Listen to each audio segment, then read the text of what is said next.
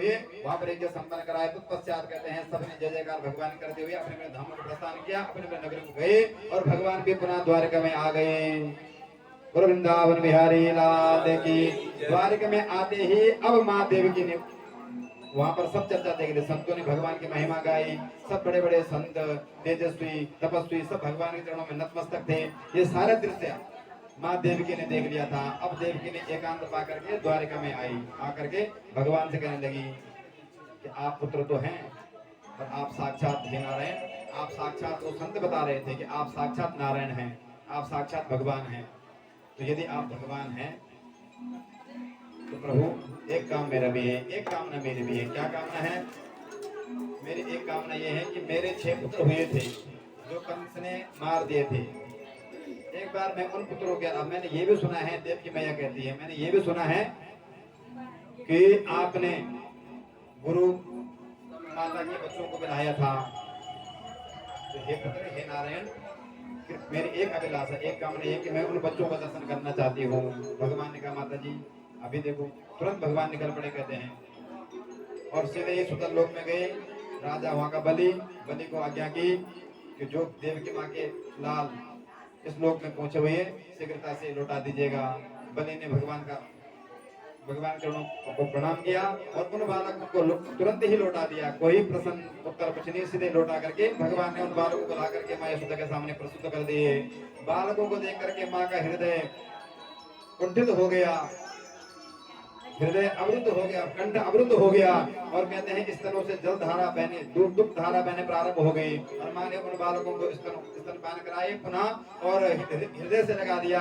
अब भगवान ने कहा माता जी आपने मिलने के लिए बोला था, ये मिल गए हैं। अब इनके कर्म बंधन, इनको जिस धाम में जाना है वो बालक माँ को छूते हुए माँ का स्तनपान करते हुए परम धाम, दुग्ध पान करते ही कहते हैं परम धाम की इन बालकों को प्राप्ति हो गई जो अधोगति में पड़े हुए थे। इस प्रकार से भगवान ने लीला की।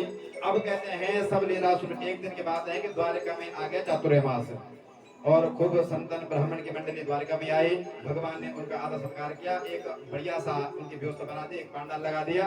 और संतों का लक्ष्य था, संतों का उद्देश्य था कि हम चातुर्मास में द्वारिका में रह करके भजन करेंगे। भगवान ने कहा बिल्कुल आप कामना पूर्ण करते हैं। भगवान ने पूरी व्यवस्था बना दी और उनको चातुर्मास में रहने के लिए उनका प्रबंध कर दिया। भंडारी लगा दिए, सब कुछ उनकी व्यवस्था फिट कर दी। अब कहते हैं हुआ ऐसा महाराज कि बच्चों में खलबली मच गई कि हमारे नगर में जो है प्रसिद्ध बाबा, सिद्ध बाबा लोग डेरा डाले हुए हैं। तो अब बालकों में से एक बच्चा था सांब का, जामवती का बेटा सांब, वो परम सुंदर था। तो और बालकों ने क्या किया कि सांब के पेट में कई प्रकार के वस्त्र बांध करके संतों की परीक्षा लेनी चाहिए और सुंदर सा रूप बना करके अच्छा सा मेकअप करके संतों के सामने आ गए। हम महात्मन प्रणाम, और हमने सुना कि आप बड़े ज्योतिषी हैं, बड़े विद्वान हैं। तो गुरुदेव क्या आप बता सकते हैं कि इस समय हमारी भाभी जी गर्भवती हैं, तो भाभी जी का क्या होगा, बेटा होगा या बेटी होगी? संतों ने ध्यान लगाया तो समझ में नहीं आया, दूसरे संत ने ध्यान लगाया तो समझ में नहीं आया। दुर्वासा जी ने ये सब दृश्य देख लिया, सब जान लिया। तो दुर्वासा जी ने सब संतों ने कहा शांत रहो, मैं बताता हूँ क्या होगा। दुर्वासा जी सामने आए, कह दुष्ट बालकों, पहले तो संतों ने डांटा, दुष्ट बालकों क्यों इस प्रकार के कृत्य करते हो, भागो यहाँ से। नहीं भागे। कह रहे गुरु जी आप तो ढोंगी हैं, अच्छे हमने सुना कि आप बड़ा नाम सुना, आप भविष्य वक्ता हैं। तब दुर्वासा जी सामने आए। दुर्वासा जी ने कहा कि मैं बताता हूँ क्या होगा, ना इसका ना बेटी होगी ना बेटा होगा, एक ऐसा मूसल पैदा होगा लोहे का जो आपका सर्वनाश कर देगा। कितने में करो परिणित हो गया। अब बालक घबराए, ये खबर भगवान तक गई नहीं, पिताजी तक ये खबर जाएगी तो हमारी बड़ी कुटाई होगी। घबराते हुए पहले क्षमा याचना की और सीधे ही चले गए नाना उग्रसेन के पास।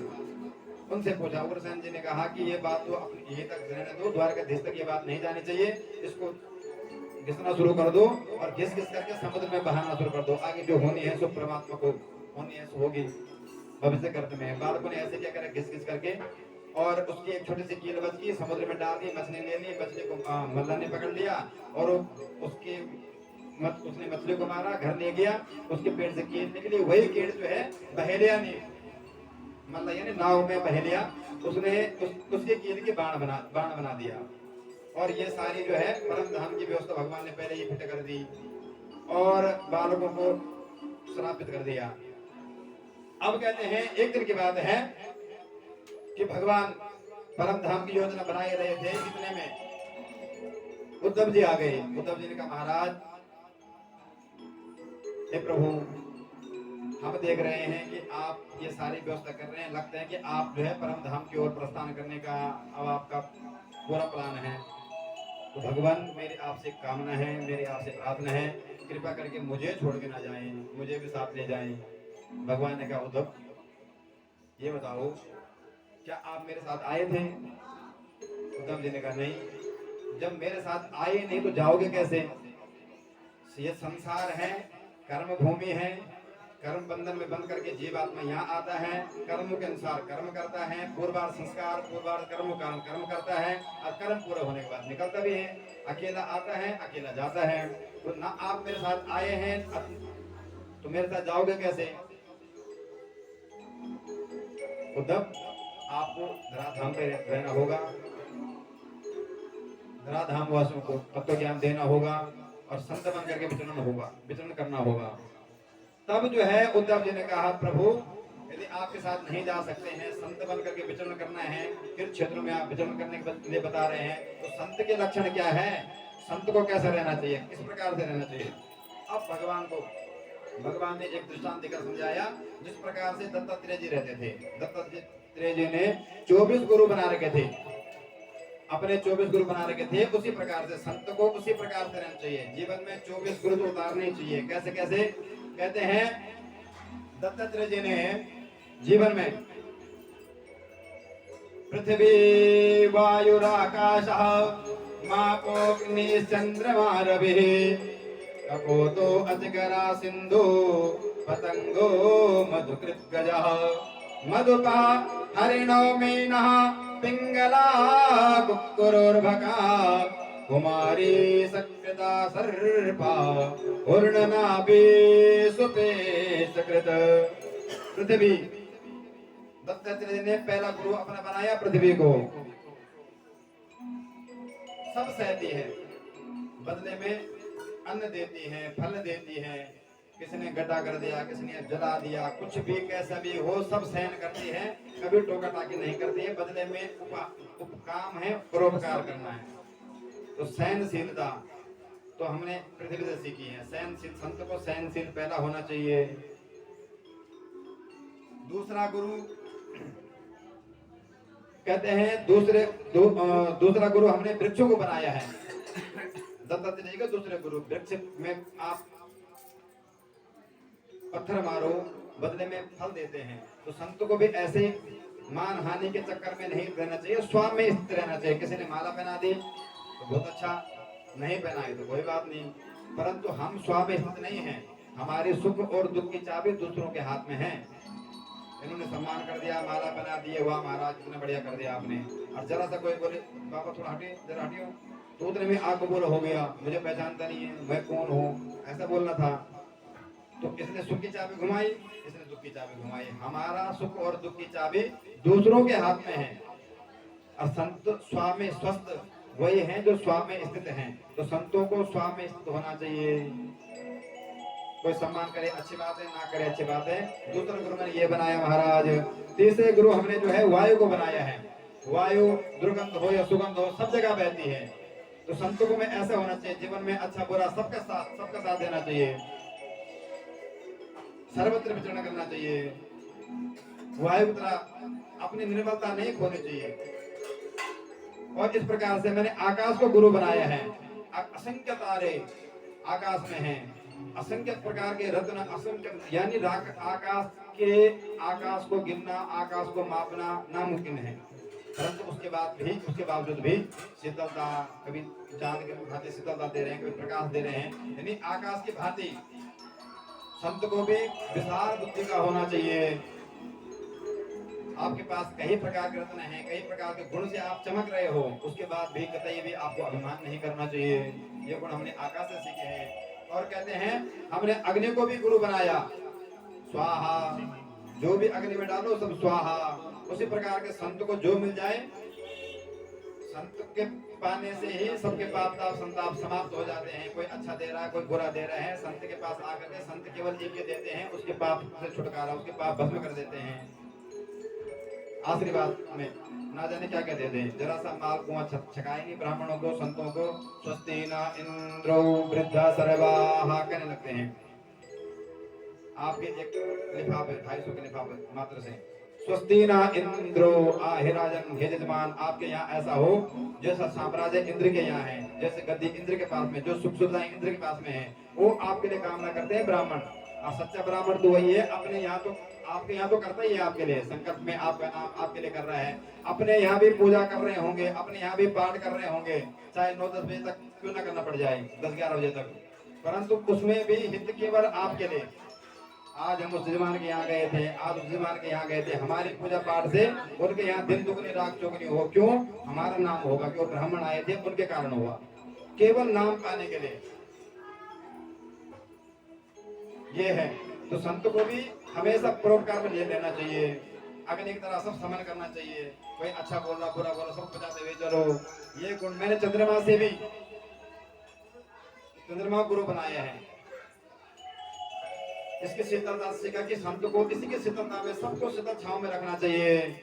और कहते हैं मैंने अजगर को गुरु बनाया, अजगर से सीखा है, अजगर करे न चाकरी, पंछी करे न काज, दास मलोका कह गए सबके दाता राम। तो मैंने भी संतों को उसी अजगर की भांति मस्त रहना चाहिए, संसार के चक्कर में नहीं पड़ना चाहिए। मकान बनाना है, झोपड़ी बनाना है, आश्रम बनाना है, बंगला बनाना है, किसी के चक्कर में नहीं है, मस्त रहना चाहिए अजगर की भांति। अजगर का पेट भी परमात्मा ही पाल रहे हैं, भूख लगती है मुंह खोलता है, जो मुंह में आए तो अजगर को भी अजगर की भांति संतों को भी होना चाहिए, मस्त होना चाहिए, ज्यादा झंझट में नहीं पड़ना चाहिए। और जो मिल जाए स्वाद के चक्कर में भी नहीं पड़ना चाहिए, जैसे मिल जाए जो मिल जाए, केवल जीवन यापन करने के लिए, जीवन आगे बढ़ सके, प्राणांत न हो भूख के कारण, केवल जीवन चलाने के लिए भोजन करना चाहिए। तो ये गुण मैंने अजगर से सीखा। महाराज एक गुरु कहते हैं दत्तात्रेय जी, हमने मधुमक्खी को गुरु बनाया, मधुमक्खी से सीखा है। मधुमक्खी देखा मंडराती है, इस पुष्प में उस पुष्प में, सबका पराग पूरा संघर्ष करती है, मेहनत करती है, पूरा पराग चूस करके लाती है और अपने जहाँ मक्खी का जाला वहाँ जमा कर देती है। कालांतर में क्या होता है, दूसरा आकर के उसके सारे रस को, सारी मेहनत को निकाल के जाता है। तो संत को भी संग्रहवान नहीं होना चाहिए। हे उद्धव जी, जिस प्रकार से दत्तात्रेय जी ने गुरु बनाए हैं, उसी प्रकार से जो लक्षण संत के बताए हैं, उसी प्रकार से आप सुनाओ। ज्यादा संग्रहित किसी वस्तु का संग्रह नहीं करना चाहिए। अपनी झोली को मन लूट लिया और चल पड़े। कल की चिंता परमात्मा पे छोड़ देनी चाहिए। देनहार कोई और है, देनहार तो सबका पेट पाल रहे हैं। इस प्रकार से आपको करना चाहिए। और इस प्रकार से कहते हैं भगवान ने उद्धव जी को समझाया, 24 गुरुओं का पूरा वर्णन कराया। और 25वां गुरु कहते हैं दत्तात्रेय जी ने अपने ही शरीर को माना है। एक है ब्रजधाम जहाँ परमात्मा आए हैं, और एक है ब्रजधाम, ये हमारा शरीर। ब्रजधाम में क्या होता है, परमात्मा आते हैं, जल्दी परमात्मा की प्राप्ति होती है। तो 84 लाख योनियों के बाद ये धाम हमें मिला है, मानुष। कृष्ण गोविंद गोपाल हरि बोल, मिलो मानुष जन्म अनमोल। राधे गोविंद गोपाल हरि बोल, मिलो मानुष जन्म अनमोल। मिलो मानुष जन्म अनमोल। कृष्ण गोविंद गोपाल हरि बोल, कृष्ण गोविंद गोपाल हरि बोल, मिलो मानुष जन्म अनमोल। मिलो मानुष जन्म अनमोल।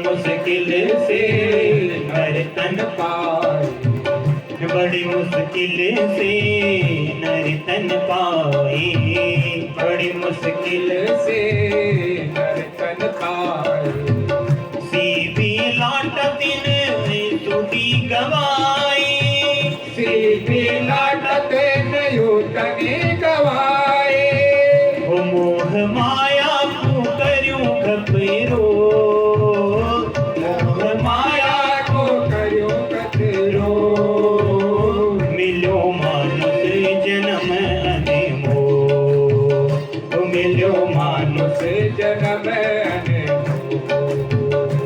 राधे गोविंद गोपाल हरि बोल राधे गोविंद गोपाल हरि बोल मिलो मानुष जन्म अनमोल ओ मिलो मानुष जन्म हरि हरि बोल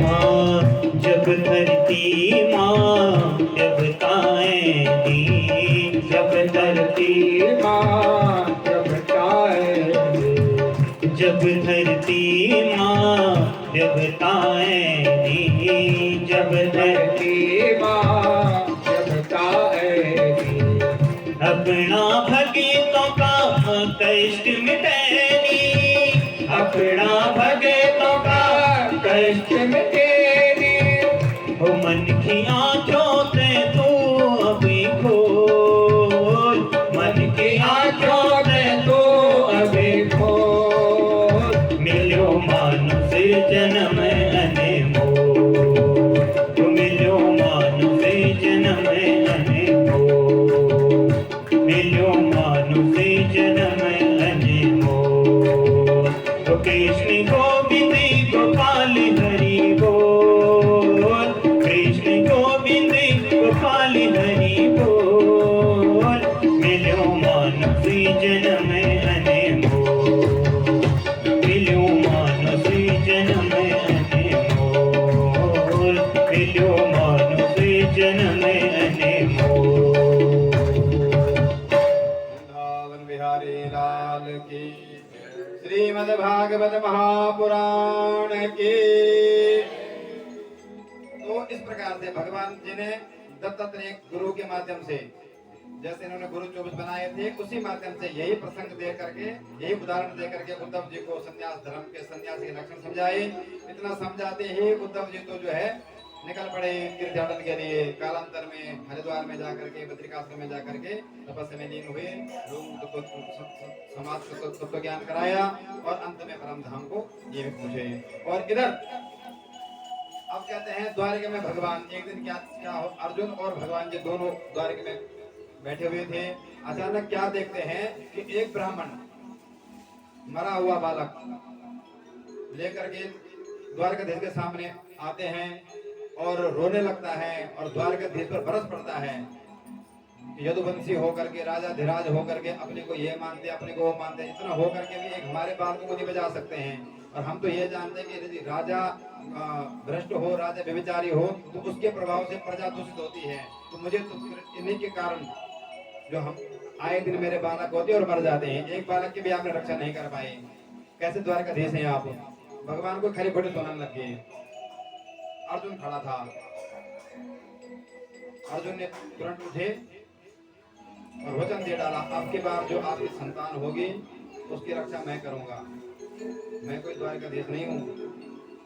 भगवान ने कहा अच्छा मैं करूंगा आपके बालक की रक्षा। यदि मैं क्षत्रिय हूँ, इस अब की बार आपकी जो संतान होगी यदि मैं उसकी रक्षा नहीं कर पाया तो जीते जी चिता में चढ़ जाऊंगा। अब ब्राह्मण प्रसन्न हो गए, चलो इस बार आश्वासन मिला। कहते हैं कालांतर में क्या हुआ, इनके बच्चा होना था और अर्जुन ने जो है अपने अभेद्य कवच अभेद्य बाणों से पूरी झोपड़ी, पूरा आंगन, पूरा उसके आसपास के एरिया सब जो है बाणों से आच्छादित कर दिया। परिंदा पर न मार पाई, इस प्रकार से जो है सुरक्षा कवच दे दिया प्रसूति। गृह को। परंतु इस बार क्या हुआ, जैसे ही बालक का जन्म हुआ देह के साथ सशरीर गायब। ब्राह्मण पुनः रोता चिल्लाता अर्जुन पे टूट पड़े। अर्जुन, आपने तो वादा किया था, इस बार तो गजब ही हो गया, कम से कम और जो हमारे बालक मरे हैं उनका शरीर तो हमारे पे रहता था, इस बार तो गजब ये होगा कि शरीर ही गायब हो गया बालक तो। और आपने प्रतिज्ञा की थी, आपकी प्रतिज्ञा व्यर्थ व्यर्थ की प्रतिज्ञा है आपकी। अर्जुन ने हैरान है, मैंने सारा चल पड़े ढूंढने के लिए, कहीं पता नहीं लगा। थक करके हार करके अर्जुन जब वापस आया तो चिता बनाना प्रारंभ कर दिया। कह रहा मेरा क्षत्रिय, मैं क्षत्रिय हूँ। रघुकुल रीति सदा चले आए, रघुकुल रीति सदा चली आई। प्राण जाए पर वचन न जाए। क्षत्रिय हूँ, क्षत्रिय धर्म का पालन अवश्य करूंगा, प्रतिज्ञा से च्युत नहीं होगा। तो चिता तैयार हो गई। अर्जुन जी लेट गए चिता पे, इतने में भगवान आ गए। अर्जुन कहा भैया सत्ता होने जा रहा है। सती पर तो हमने सुनी थी, तू सत्ता ही होने जा रहा है, कतई क्या बात है। अर्जुन ने कहा प्राणनाथ, मैंने इस ब्राह्मण को वचन दिए थे, इस बार मैं इनके बालक को नहीं बचा पाऊंगा तो मैं अग्नि पे चढ़ जाऊंगा, और मैं वो काम नहीं कर पाया। मैंने अतल चितल सुतल तथा रासातल पाताल भूर लोग सब ढूंढ डाले। पहले तो सूरज कवच दे रखा था, वहां नहीं बचा पाया, ढूंढने निकला, कहाँ गया। सारे लोगों में जब नहीं मिले तो मैं ऊपर के लोग चलना प्रारंभ कर दिया। भूर भुआ स्वाहा महा जन तप सत्य ओम, इन भुवनों को ढूंढ डाला। स्वर्ग लोग, चंद्र लोग, ऋषि लोग, वैकुंठ लोग, कैलाश लोग, सब लोग ढूंढ दिए, यहाँ भी नहीं मिल रहा है। जितना जहाँ ढूंढना था, जहाँ तक सत्ता है आपका, जहाँ तक ब्रह्मांड है, पूरा ब्रह्मांड छान डाला, लेकिन कहीं उस बालक का पता नहीं लग रहा है। तो भगवान ने कहा अब अपने नाम के साथ चलो। अर्जुन का अभिमान भी तोड़ना था। तो भगवान अर्जुन को अपने साथ ले गए। एक प्रयास हम भी करके देखते हैं। तो भगवान अर्जुन को लेकर के सीधे भूर्भुवः स्वः महाजना होते होते होते होते सीधे सत्यलोक के रास्ते इस ब्रह्मांड से ही बाहर हो गए। एक ब्रह्मांड नहीं है, भगवान है अनंत कोटि ब्रह्मांड नायक। अब पता नहीं इस ब्रह्मांड से बाहर होते एक अंधकार नगर और पर्वताप आदि से होते हुए और अपने सुदर्शन अंधकार नगर की ओर निकल पड़े। अपने सुदर्शन चक्र के प्रकाश से भगवान कहते हैं अनंत कोटि ब्रह्मांड से भी पार हो गए। और वहां पर जाकर के भौमासुर नाम का उनसे मुलाकात हुई, उनसे याचना की, यहाँ पर आपने ब्राह्मण के बालक को लाए हैं। अब भौमासुर कहता है कि प्रभु अब आप, इसलिए मैंने इस बालक का अपहरण किया था कि अब आपको आपकी लीला 1.25 साल के लिए आप धराधाम पे गए थे, अब आपकी लीला संपन्न हुई। अब अपने घर आने की आपको याद है कि नहीं? अपनी लीला स्मरण करके शीघ्रता से पधारे, हम आपकी प्रतीक्षा में बैठे हुए हैं। एक कारण था मात्र, इसलिए इस बालक का मैंने अपहरण किया था, ये बालक ले लो। तो भगवान ने वो बालक लाया, याद आई, लीला संपन्न हुआ और आकर के भगवान ने वो बालक ब्राह्मण देव को सौंपा। और अर्जुन तो हैरान, मैं जहाँ नहीं जा, मैं सोचा कि इतना ही ब्रह्मांड है, सूर्य चांद तारे नक्षत्र मंडल आदि इतना ही है, ये तो अनंत कोटि ब्रह्मांड के नायक हैं। और अब कहते हैं एक दिन कहते देवगण में प्रकट हो गए, भगवान से प्रार्थना करने लगे, हे प्रभु यदि अब आपके 1.25 साल की लीला सुमरण संपन्न हो गई है, अब आपने परम धाम की ओर प्रस्थान करना है, तो हमारे लोग आना ना भूलेगा, हमारे लोग से आते हुए आप निकलेगा। भगवान ने इनकी प्रार्थना स्वीकार की और अब वो घड़ी आ गई। भगवान को लगा यदुवंशी प्राय जो है शापप्रद हो रहे हैं, श्रापित हैं, तो प्राय उस शाप से ग्रसित हो रहे हैं, ग्रसित हो रहे हैं, दुखित हो रहे हैं और श्राप इनको सता रहा है। तो भगवान ने क्या किया कि एक दिन इन बालकों को घुमाने के बहाने कहीं घर से बाहर, कहीं एकांत समुद्र तट पर कहीं ले गए। और वहां पर क्या देखते हैं, यदुवंशी बालक उस श्राप के कारण आपस में बलिष्ठ भी थे, बड़े वीर साहसी योद्धा। एक बालक नहीं, 1,60,080 संख्या है बालकों की, एक से एक बढ़ करके बलिष्ठ बालक। गलती से भगवान की ही माया से बालकों ने मदिरापान भी कर दी और आपस में लड़ बैठे। एक दूसरे को मारने लग गया, दूसरे धीरे धीरे धीरे धीरे करके भगवान ने देखा सारा यदुवंश का संगार, एक आध बचे बाकी सबका संगार हो गया। और भगवान ये लीला देख के रहते अपने विश्राम कर रहे थे आराम से। अब कहते हैं उधर से ही एक बहेली आया, भगवान को मृग समझ करके बाण मारा और भगवान के पांव में बाण लग गया। जब बहेले को पता लगी ओह ये तो अनर्थ हो गया, तो भगवान के पांव में बाण लग गया। तुरंत क्षमा याचना की, भगवान ने कहा घबराओ नहीं, ये सब मेरी कृपा से हो रहा है। भाई ये मृत्यु लोग हैं, यहाँ पर ऐसे तो कोई जाएगा नहीं, कुछ ना कुछ तो बाना चाहिए।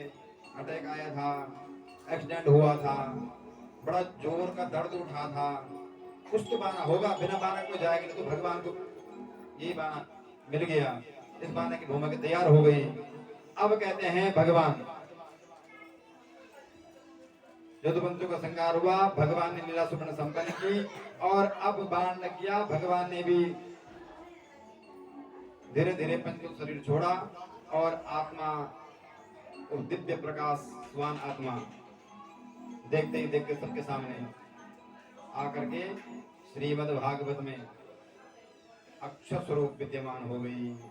तेने वांगमयी मूर्ति प्रत्यक्षम वर्तते हरि। तब से श्रीमद् भागवत महापुराण केवल पुस्तक नहीं है, केवल अक्षर नहीं है, तेने वांगमयी मूर्ति भगवान का तेज पुंज श्रीमद् भागवत में समा गया, अक्षर रूप में समा गया। बोलो बंसी वाले की। तो इस प्रकार से भगवान लीला सुमरण संपन्न की। अब परीक्षित जी ने कलयुग के बारे में कुछ पूछ लिया, तो सुखदेव जी कहते हैं भगवान के जाते ही कलयुग प्रारंभ हो गया।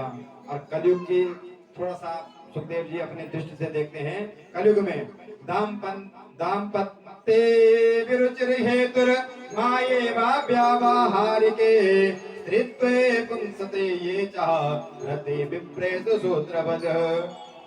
कहते हैं कलयुग जैसे जैसे बढ़ना प्रारंभ होगा तो कलयुग मंदा सुमंद मतयो मंद भाग्यायुपुत्रता, कलयुग के कलुषित प्राणी धीरे धीरे धीरे धीरे करके बुद्धिहीन होना प्रारंभ हो जाएंगे, भाग्य इनका साथ छोड़ना प्रारंभ कर जाएगा। दान धर्म स्नेह पवित्रता पात्रता शुभ गुण शुभ मार्ग का लोप होने लग जाएगा। राग द्वेष छल कपट आदि व्याधि जरा पीड़ा से घृणा प्रारंभ हो जाएंगे। अपने सुख से सुखी नहीं होंगे, दूसरे के सुख से दुखी होंगे। अपने पास जितना है उससे कोई मतलब नहीं है, लेकिन इसके पास आया कहां से? तृष्णा मात्सर्य। मच्छर और मत्सर में थोड़ा ही भेद होता है। मच्छर बाहर से काटता है और मत्सर अंदर से काटता है। मत्सर का नाम है मतासरति, मेरे से आगे कैसे, मेरे पद पे कैसे, वो आ ही नहीं सकता है, मेरे से आगे बढ़ ही नहीं सकता है, हुआ तो कैसे, अब इसके पीछे पड़ो। इसका नाम है मात्सर्य, मतासरति। और जब तक हृदय में मात्सर्य है तब तक आप भागवत सुनने के अधिकारी नहीं हैं। स्पष्ट आपने पहले श्लोक में सुना है। तो कलयुग में पराया प्राणी के हृदय में मात्सर्य छा जाएगा। बोलो बंसी वाले की। तो इस प्रकार से कलयुग का वर्णन किया और कहते हैं दंपति में आपस में कलह मचा रहेगा। पराया ब्राह्मण तो होंगे लेकिन केवल जनेऊ मात्र से, बाहर से केवल जनेऊ होगा, जनेऊ धारण किए होंगे। गोत्र प्रवर वेद शाखा सबसे धीरे धीरे सबका लोप हो जाएगा। नित्य क्रम राजगद्दी पर उच्च पद पर पराया भ्रष्ट लोग होंगे।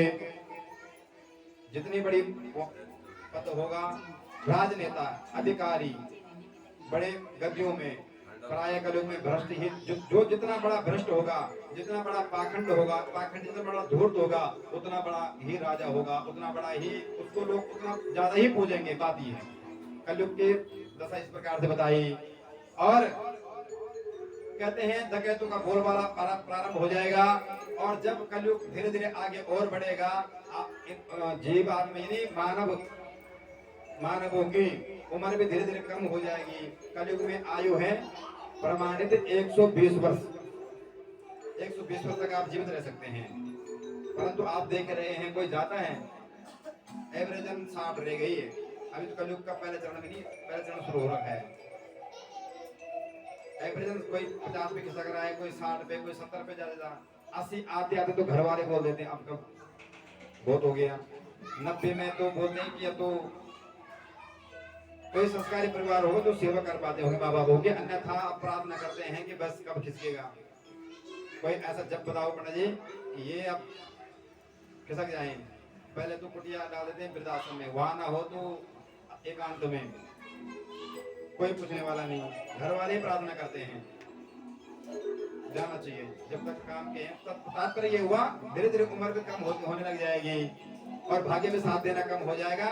और मंदा सुमंद मतयो, ये कलयुग की विशेषता है। तब कहते हैं सुखदेव जी कहते हैं जब घोर कलयुग शुरू हो जाएगा, पापाचार बढ़ जाएगा, चारों तरफ अशांति छा जाएगी, धर्म स्नेहता का पवित्रता का लोप हो जाएगा, तब कहते हैं भगवान का वचन यदा यदा हि धर्मस्य ग्लानिर्भवति भारत, तब भगवान पुनः कलयुग में भी संबल ग्राम मुख्यस्य ब्राह्मणस्य महात्मना भवने विष्णु यसा कलिः प्रादुर्भविष्यति। तब जाकर के जब कलयुग अपना रूप दिखाना शुरू कर देगा, तब कहते हैं संबल नाम यूपी के उत्तर प्रदेश के संबल नामक गांव में विष्णु यसा नाम के ब्राह्मण के यहाँ भगवान कली अवतार लेंगे। कली का स्वरूप बताया है, सांवला उनका विग्रह होगा, सांवला स्वरूप होगा, श्वेत अश्व की भांति वो होंगे, यानी अश्व अवतार की भांति होंगे। और तब जाके वो अधर्म का नाश और धर्म की स्थापना करेंगे। इतना कह करके सुखदेव जी ने कहा परीक्षित अब अपने राम चले। परीक्षित ने कहा गुरुदेव अब आज मुझे भी मरना है। सुखदेव जी चूके परीक्षित आपको मरना है, इतना ज्ञान आपको दिया है, मरना है। तुम तो राजन मरिष्यति पशु बुद्धिर्मिमां जहि न जाता प्राग भूतोध्या देहवत्तम न वांछति। हे राजन ये पशु बुद्धि है, मरना है, इस पशु बुद्धि का त्याग करो। और ये जन्म मरण तो कहते हैं उस कुमार के घड़े की भांति है। एक कुमार मिट्टी से घड़ा बनाता है, उसी से सकोरा बनाता है, उसी से अनेकों ने घड़े बनाता है और अगले पल में कोई डंडा लेकर आकर के तोड़ देता है। तो टूटा क्या है? घड़ा। मिट्टी तो ऐसी रही है, उसको दोबारा बनाया जा सकता। तो तात्पर्य ये है परीक्षित मरना ये पशु बुद्धि है, इसका त्याग करो। और ये अविनाशी सच्चिदानंद का अंश है, ये उन्हीं में विलीन होगा। जैसे सुखदेव जी ने इस प्रकार होगा, अहम ब्रह्म परम धामम ब्रह्माहम परमं पदम एवं समीक्षा नात्मन नद्याहम निसकालिकम। यानी हम ब्रह्म के अंश हैं, ब्रह्म विलीन होते हैं, पंच शरीर पंच तो विलीन हो जाता है, सिद्धि जल पावक विलीन हो जाता है। और आपको मरना ये बुद्धि आपकी ये पशु बुद्धि कैसे बनी हुई है? जैसे ही सुखदेव जी ने टोका परीक्षित जी गदगद हो गए। सिद्धोस्मी अनुग्रहोस्मी तुरंत याद आ गया, मरना तो शरीर का होता है। गुरुदेव गदगद हो गए परीक्षित जी। जगामा भिक्षुभि साकं नर देवेन पूजितः। प्रसन्न हुए और सुखदेव तक क्षण अंतर ध्यान हो गए। बोलो सुखदेव भगवान के जय हो। अब कहते हैं सुखदेव जी का अंतर ध्यान हो गया, परमपिता परमात्मा परम धाम में प्रस्थान कर गए। और अब आ गई वो घड़ी जो परीक्षित को सांप लगा था, वो घड़ी निकट आ गई। तक्षक नाग ने आना था, तो तक्षक नाग जो है अब छद्म भेष धारण करके, छद्म भेष बना करके परीक्षित के पास में आए और परीक्षित को काट दिया, डस दिया। परीक्षित भी प्रणाम हो गए, परम धाम को प्रस्थान। और ये दृश्य कहते हैं परीक्षित जी के बेटे जन्मेजय ने जब देखा तो बड़ा क्रोध हुआ। सर्पेष्टि यज्ञ का आयोजन किया, सब सर्पों को मारने के लिए। जब सर्प प्रजाति रहेगी नहीं, यज्ञ करना प्रारंभ किया।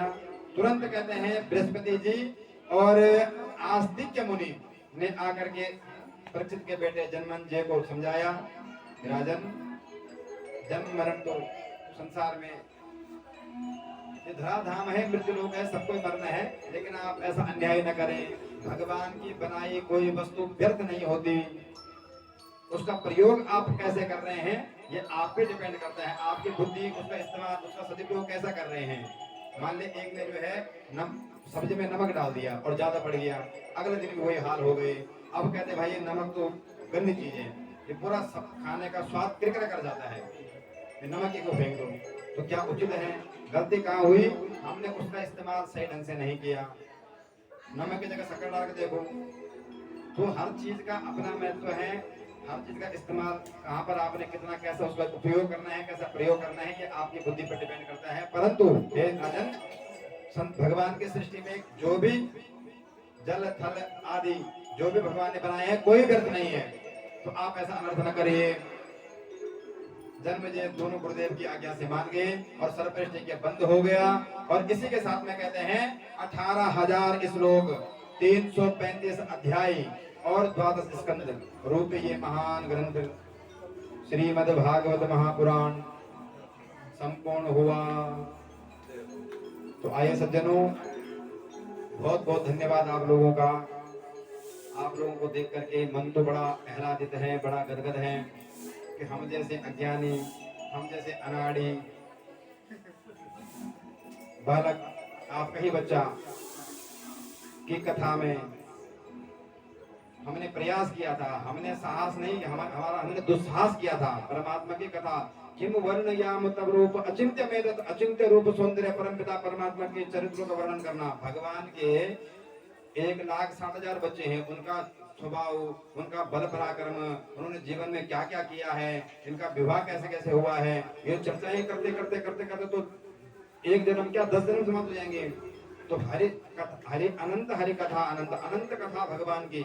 तो उस हरि चरित्र को वर्णन करने का मैंने भी एक दुस्साहस किया है, और ये दुस्साहस हुआ है गोसाई जी के साहस के माध्यम से। उन्होंने साहस किया कि करो, और भगवान की कृपा से आपके सामने आज 7 दिन कब पूरे हुए, कैसे पूरे हुए, बिल्कुल भी ऐसा लग रहा कि अभी पहला दिन ये है। तो मैं धन्यवाद देता हूँ यजमान परिवार का,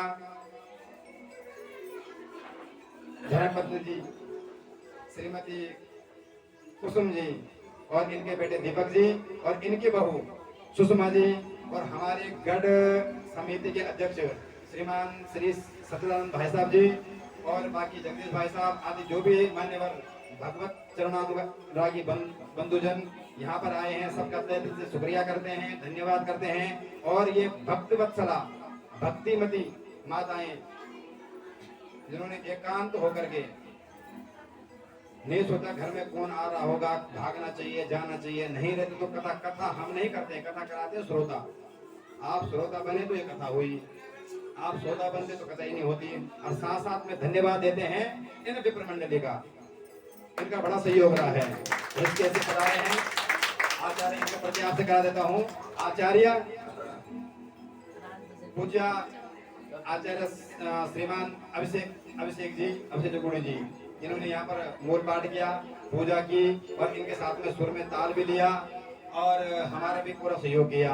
और इनके साथ में ही हमारे सुर सम्राट श्रीमान अजय बर्तवाल जी हमारे आग्रह से बस भाई भेजे रहते हैं, इनके पास अच्छी बुकिंग रहती है क्योंकि इनके हाथ की कलाकारी बहुत अच्छी है।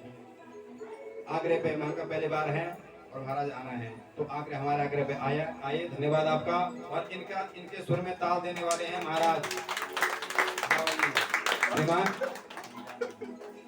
भुवनेश थमरिया जी, बड़ा धन्यवाद आप लोगों का और समस्त सभा का। आज विदाई का समय है, आप सब लोगों से विदा लेते हैं।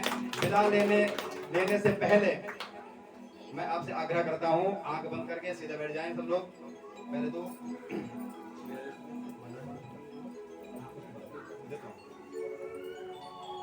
सब लोग सीधे बैठ जाएं, भगवान का ध्यान करें। 2 मिनट, ज्यादा समय नहीं, केवल 2 मिनट इस प्रकार से बैठे कि वास्तव में इस समय हमारे आसपास कोई नहीं है, हम किसी के साथ नहीं बैठे हैं, हम संग बैठे हैं परमात्मा के सन्निधि में बैठे हैं। 2 मिनट भगवान का ध्यान करें और जैसा मैं बोलूंगा उसी प्रकार से आपने बोलना है।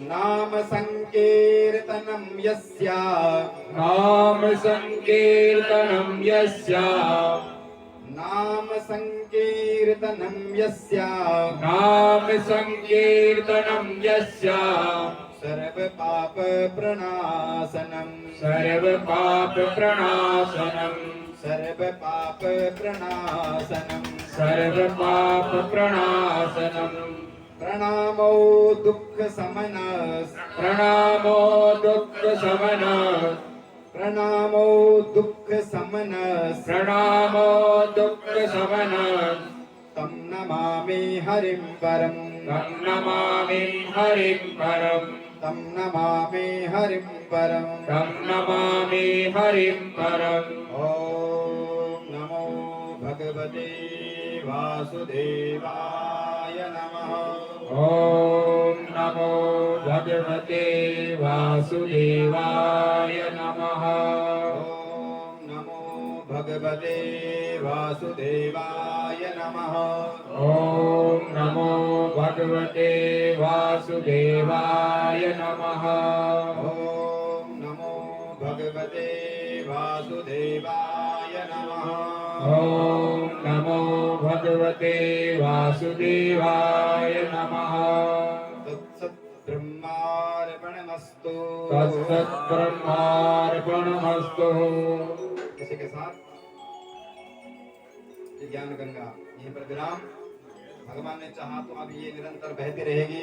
हमारा तो एक आग्रह है गढ़ चेतना के अध्यक्ष श्रीमान सचिन भाई साहब जी से कि एक सामूहिक प्रोग्राम इसी प्रकार से आयोजन कराने का प्रयास करें।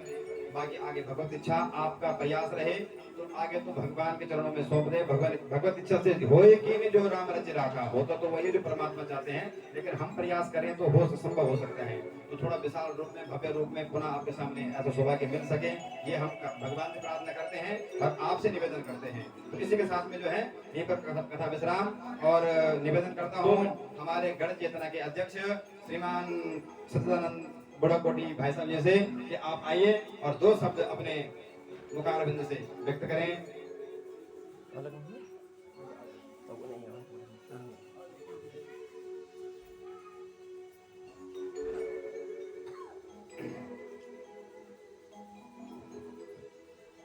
ओम नमो भगवते वासुदेवाय। श्रीमद् भागवत कथा जीवात्मा और परमात्मा का मिलन। सचमुच सप्त दिवसीय कथा सुनकर और आज वो पल वो क्षण आए हैं कि हम कथा कभी समाप्त नहीं होती, कथा विराम हो रही है और ये कथा यहाँ विराम होकर कहीं और इसका वर्णन होगा, प्रचलन होगा। निरंतर ये गंगा बहती रहती है। ओम प्रकाश व्यास जी जब कोई व्यासपीठ पर विराजमान होता है तो वह स्वयं सुखदेव मुनि की आत्मा उनमें प्रवेश होती है। वो स्वयं व्यास भगवान, और मैं मानता हूं कि जितने लोग बैठे हैं यहाँ पे सबने अनुभूत किया होगा कि स्वयं व्यास भगवान व्यास गद्दी पर बैठे हैं। त्रुटियां तो ऐसे होती है जैसे रोज हम सुबह देखते हैं हमारे मुंह पे दाढ़ी मूछ ऐसे निकल जाती है, हमारे से कमियां होती रहेगी। चाहे निपुण तो इस संसार में कोई भी नहीं है, परमात्मा भी इस संसार में अपूर्ण होके गए हैं, वो भी स्वयं को निपुण नहीं मानते थे। जो उनका चरित्र हमने देखा उसमें कहीं निपुणता नहीं थी। वो हमारे को ऐसा संदेश देते हैं गलतियां होती रहेगी, होती रहे, लेकिन गलतियों में सुधार करते रहें, हम अपनी गलतियों को समझें। ये हमें भागवत पुराण सिखाता है। और मैं धन्यवाद करूंगा सेक्टर 29 के जो लोग यहाँ पे आए भी हैं और जो आज हमारे ही बीच से महिला वर्ग यहाँ पे है, लेकिन पुरुष वर्ग उनकी अपनी रोजी है, अपने आजीविका के लिए ड्यूटी भी जाना पड़ता है। तो जो निश्चित ही अपने अपने कार्यों में बिजी है, फिर भी उसके बावजूद उन मन से वो लोग यही हैं। और ये कथा आपके माध्यम से मैं ईश्वर से प्रार्थना करूंगा कि हे परमात्मा, आप जिस तरह से एक गोसाई जी निमित्त बने इस भागवत कथा को करवाने के लिए, ऐसे ही हमारे बीच नहीं कई जजमान ऐसे होंगे कि जो आपकी कथा को यहाँ से दूसरी जगह लेके जाएंगे। इस कथा का निरंतर प्रवाह चलता रहे। 2 मिनट एक संकीर्तन बोलूंगा। और जब हम पैदा हुए जग हंसे हम रोए, ऐसी करनी कर चलो जग हंसे हम रोए। चदरिया झीनी रे झीनी, चदरिया झीनी रे झीनी, राम नाम रस भीनी, चदरिया झीनी रे झीनी।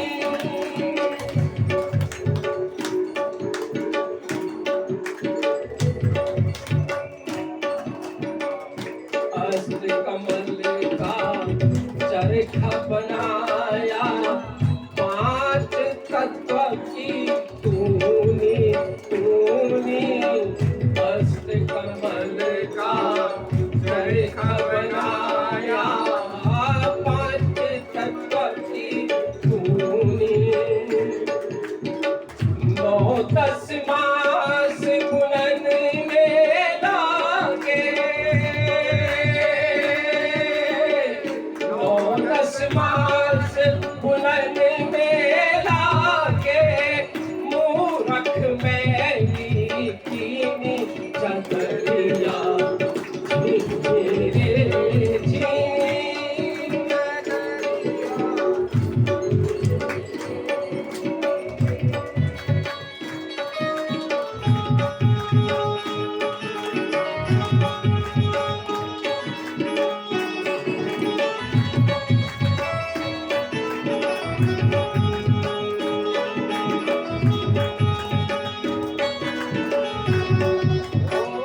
जब मोरी चादर बन घर आई, रंग रेज को दीनी। जब मोरी चादर बन घर आई, रंग रेज को दीनी। रंग मतलब जन्म होता है, जन्म के बाद बालक बड़ा होता है, हम उसे स्कूल में भेजते हैं, तो वहाँ जो शिक्षक कौन सा रंग चढ़ाता है? जब मोरी चादर बन घर आई, रंग रेज को दीनी। ऐसो रंग रंगा रंग रेने, ऐसो रंग रंगा रंग रेने, लालो ही लाल कर दीनी, चदरिया झीनी रे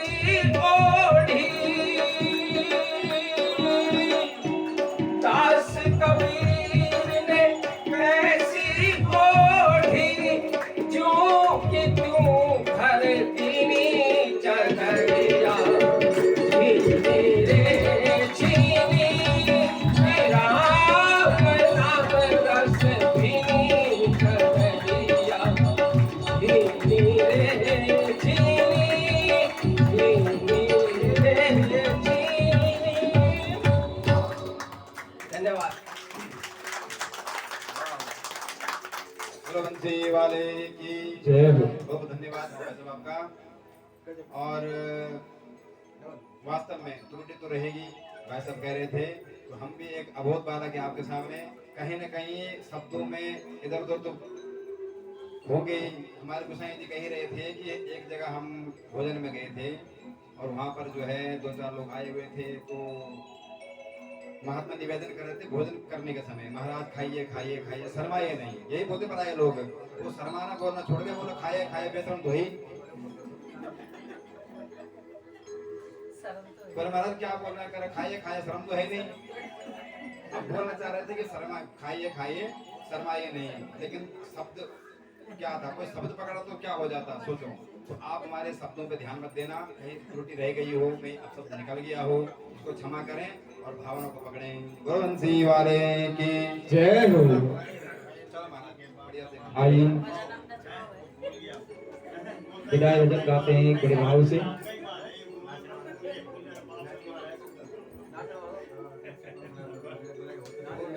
श्री राधे, जय श्री राधे।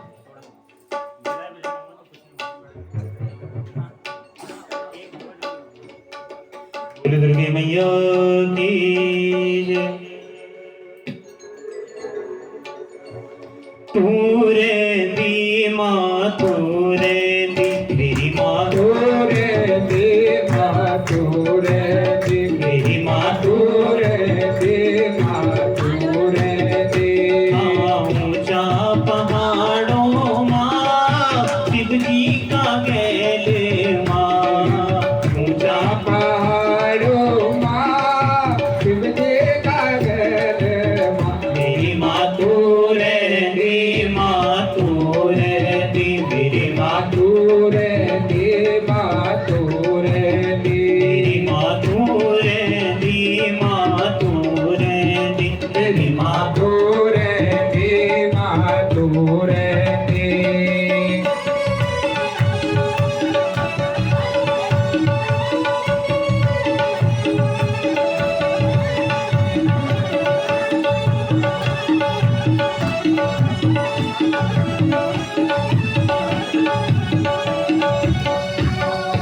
पौड़ी माँ जय किसी जल परो पे धारी घोड़ी मजक कोई जल परू बिहारी। ये पौड़ी माँ जय किसी जल परो पे धारी पौड़ी